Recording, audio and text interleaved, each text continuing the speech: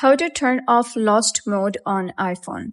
Hello guys and welcome back to the channel. In this video, I'm going to show you how you can turn off lost mode on iPhone. So let's get started. So the first easiest way is that when you power on iPhone, you'll be able to see that iPhone lost mode activated.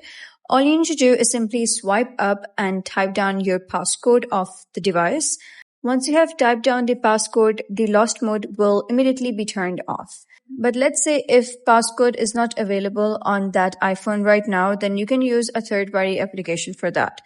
So what you can do is simply head over to any other device, go to Google or Safari, whichever search engine they have.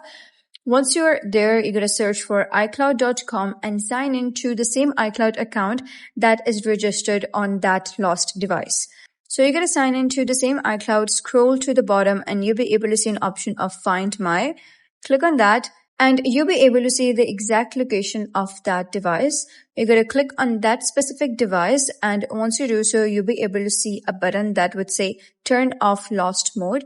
And when you check the first device again, you'll be able to see that lost mode notification or the pop-up has been removed immediately.